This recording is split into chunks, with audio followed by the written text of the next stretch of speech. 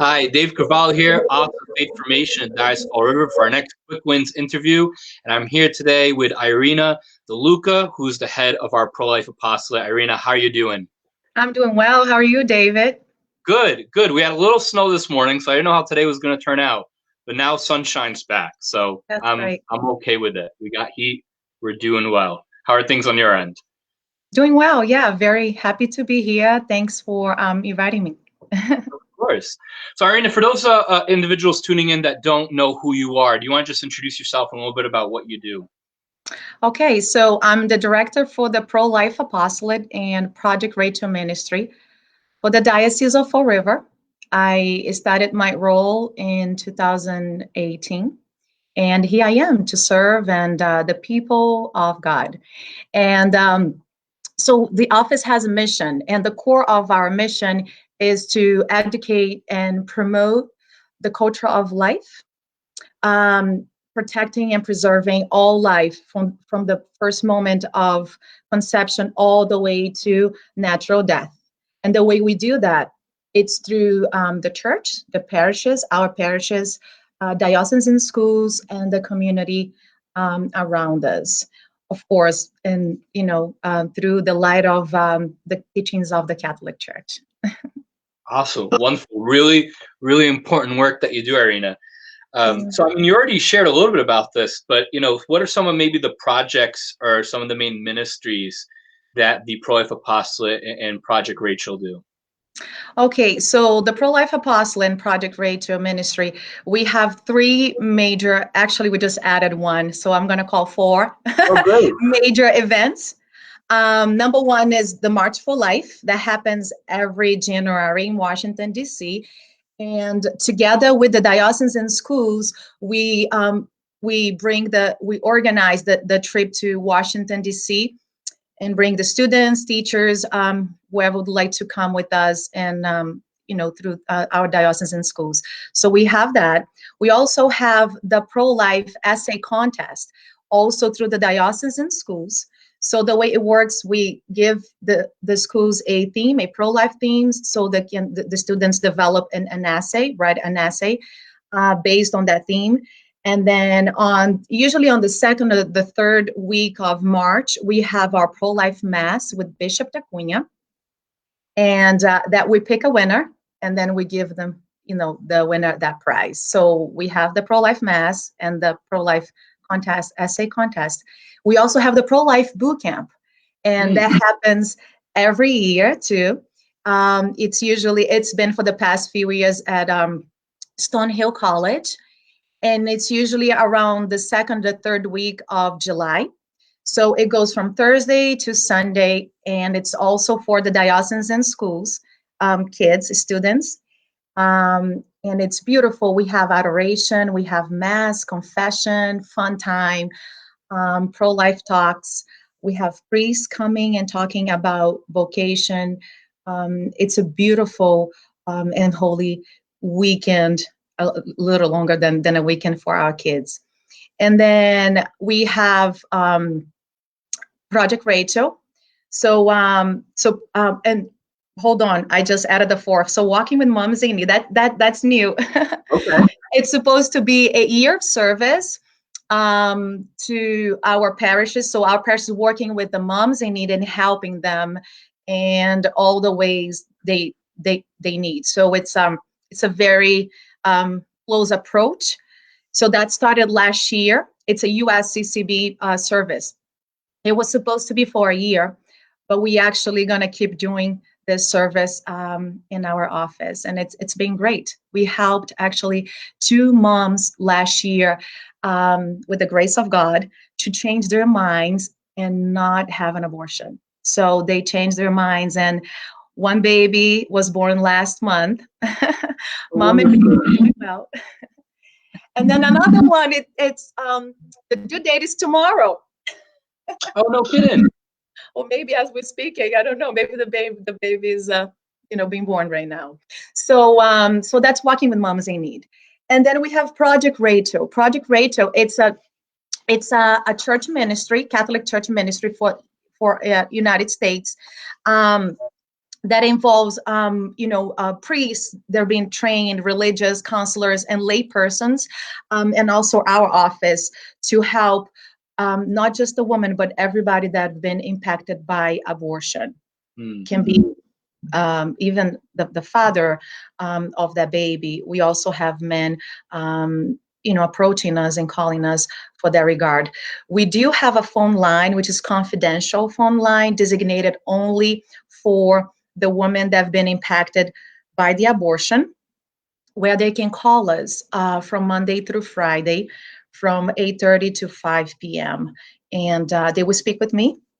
Sometimes they will ask for a priest for the sacrament of reconciliation, or they would just vent out. So here we are to help them, to refer them to priests if they're Catholics. One thing that I would like to point out that the Project Radio, although it's a ministry in the Catholic Church, but we are open to everyone. When we answer that phone, or if someone call us and would like to talk to us in person, we don't ask for their religion. We don't even go there. But if they go there, and that's when we bring up the reconciliation piece of that. Mm-hmm. Wonderful. What's the number for the hotline? Oh yeah, let me give it to you. So it's 508-997-3300. One more time, 508-997-3300. Great, Irina. We'll just put that in the comments. So for those of you looking for that number, it'll be in the comments below. Well, so a lot of great work that you're doing, a lot of personal work, really accompanying individuals. So Irina, thank you again for in your office, what you're doing there.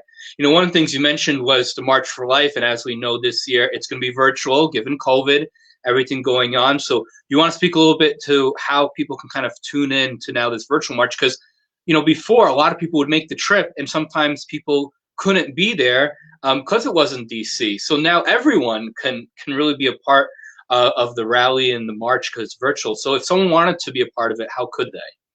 I was actually thinking about that, how it's going to be getting maybe more views, more people to get to see and watch and march in a different way, which is going to be virtually this year. So they can go to the marchforlife.org. And all the informations are there. They have even formats for schools, for teachers. Yes, they do, for the teachers to actually have it alive, the march alive at the classroom. So the rally and all the informations are there. They're going to have great speakers this year. So we just dropped that in the comments below, so you can check it out. So what date is the virtual march? January 29th. So all right. Not this Friday, the following one.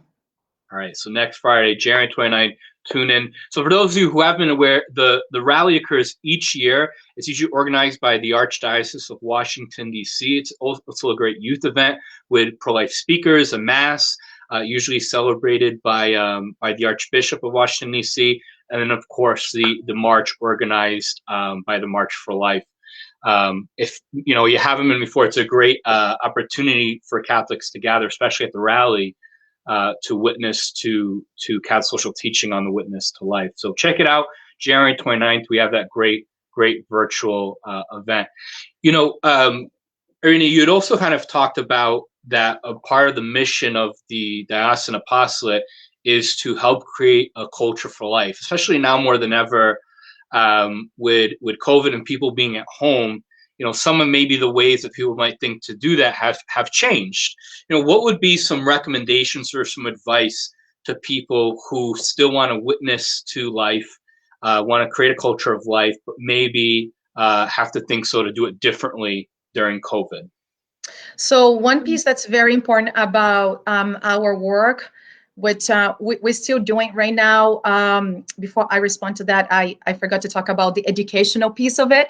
Sure. That we do help the parishes to start a pro-life committee. We help them to start, and we also give them that support to revive. We do have parishes that have a very solid pro-life committee, so we do help with that too. Having said that, what we're doing right now, we're doing like small steps, but we're still working. So different things that you can do. You can pray. You can pray, and prayer makes wonders. I know that a lot of people, I want to do more than pray. But the first thing that we ask is to pray. Pray the rosary, go to adoration, and take that moment in the presence of Jesus, and pray for the unborn. Pray for the end of the abortion, euthanasia, and all the other cruelties around the world that we're against. And you can do reparations. You can also pray outside of the abortion clinic. Actually, they have mentioned, Planned Parenthood had mentioned that when they have people outside of the clinic praying, 70% of the abortions on that day goes down. So this is a win for all of us. You can join 40 Days for Life campaign. It's called 40 Days for Life. You can Google it, and they have 40 days for life. So for 40 days, they pray outside of the abortion clinic, and they have a website that you can go in and see when it's happening. But you can go anytime to abortion clinic outside of the abortion clinic and pray peacefully for the end of abortion. You can do the spiritual adoption too. You can take into prayer and ask Jesus to show you, or I usually, when I go to prayer, I ask Jesus to show me a baby, either it's a boy or girl, or give me a name of a baby that I'm going to be praying for him for the next 9 months, because he's in danger of getting aborted. I don't know which baby it is, but take into prayer. That's another way too. So you can pray for a mom that's in need, for that mom and for the baby. Another thing that's very important too, and you can do in the level of the high schoolers, the students, the kids, your grandkids, your children, you can start talking and building that culture of life in your living room. You can tell your kids when life begins. You can tell your children, your godson, your niece, your nephew, when the heartbeat starts. So those conversations, they are very important. So you can start building that culture of life inside of your home. So that's another way. And become a pro-life volunteer. I know that we are not doing big things with a lot of people, but we are doing things. We're still doing a lot. So you can look for your pastor and offer your pastor, is there anything that I can do to help you with the pro-life cause? And because we still, David, going to religious ed and talk to the kids about themes like chastity, modesty, milestones of life, abortion, death penalty, and life issues. All that is still going, and talking to the kids about it. So bring that awareness to your family, and then it goes out to the world. Sure, absolutely. Well, we dropped on the link for the 40 Days for Life in the comments, so feel free to check it out there. You spoke so well about in terms of how we need to at home, especially develop a cultural life, comes from a sense of really valuing the person. We just dropped the link in the comments on the 7 themes of Catholic social teaching from our church, from the USCCB. And the first of that is the life and dignity of the human person. And I think especially as you're talking about how can we reach students, it first comes with developing just a worldview of that every life has dignity. I think so many times we can see other people as utilities. Are you useful to me? Is this friendship, this relationship useful to me? As opposed to just seeing a person for who they are. And I think if we can start making that shift to identifying that first theme of Catholic social teaching of the life and dignity of the human person, then we can look at an unborn child and say, this is a life. This is a human being with a soul. We can look at, the poor, the vulnerable. We can look at those who are human trafficked. We can look at women in crisis pregnancies. We can look at people who are suffering as this is the face of Christ. So I would certainly encourage everyone of one of the first cultural shifts we just have to make towards a culture of life is against the culture of throwaway values, as Pope Francis has spoken about, is can we just uphold first and foremost that first theme of the life and the dignity of the human person. Because if we can recognize the child and the unborn child in the womb as life, then it makes it so much easier to recognize every other stage of life as life. Because we've already accepted at the most vulnerable stage that this life is precious, it's a gift from God, that the family that this child's been gifted into, the mother, the father, are a gift from God. Pope John Paul II has so wonderfully said that family is the bedrock of society, right? That if as the family goes, so too The the society. foundation. Right. So I would encourage anyone who is looking into the pro-life movement, looking at how they can be involved in pro-life, how too can we support families? How too can we support parents? How too can we support individuals to realize that they're not alone, that they have the support system, that they have people like Irina, that they have people like the Pro-Life Apostolate and Project Rachel and the local parish that are there to support them. So I think that's a wonderful, wonderful message to share, because at the end of the day, what more simple message can we all agree with than every life has value and worth? What a beautiful piece of information that Christ has given us through the Gospels, to see the face of Christ in everyone, from the unborn child to the dying person on their deathbed. And I'd like to add something, that I'm so proud to be part of this family, the Diocese of Fall River family, the Pro-Life Apostolate, because that brings me to my mind right now. This lady, this mom in need, last year we helped her. She's not Catholic. She's from another country. She doesn't speak English. She was in so many different needs, and we just tackled everything from everything that you just mentioned, poverty, for all of it. So I'm happy to be part of this office and this family with you, David, with your office, all of us, to work to build a better culture of life. Yeah, I mean, really take care of the whole person. Yeah, I mean, that's the such baby, the mom, yeah, the poor. because oftentimes, when we talk about life issues, whether it's abortion or euthanasia, human trafficking, poverty, access to education, living conditions, I mean, whatever have you on the spectrum, there's so many conditions or circumstances around each situation that need to be addressed. It's not just as simple as a quick fix. A cultural life really takes looking at how can we make a just and equitable society. Even if we look at Pope Francis' latest encyclical, Fratelli Tutti, on how do we create a fraternal community of solidarity and subsidiarity, because really once we work towards that, we put the conditions in place where suddenly someone doesn't need to consider abortion as an option.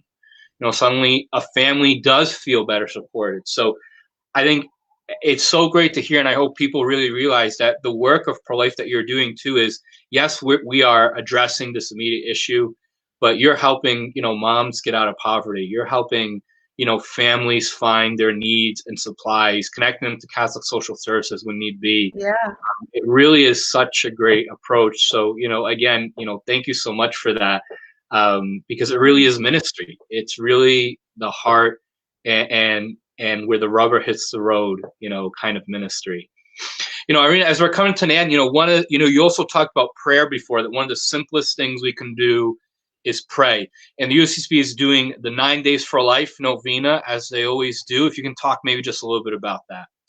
The 9 Days novena starts tomorrow, and we're going to be actually making that novena available in our website. Can I mention the website here? Yeah, absolutely. Of course you can.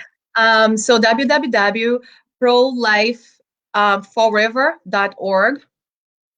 And you can find the novena. You can find it at the USCCB website as well. But we're going to be posting in our website every day, and it has a different theme every day. So you can pray, you can fast with us. Oh, wonderful! So we just put those links in the comments below for both the UCCB and the Pro-Life website. And I know that was just updated recently. A lot of work that you guys put into it, with a lot of great resources there. Thank you. I invite you all to check on. It's not only pro-life. It has everything from conception to natural death, but also the pillars of faith, the magisterium, tradition, and the scriptures.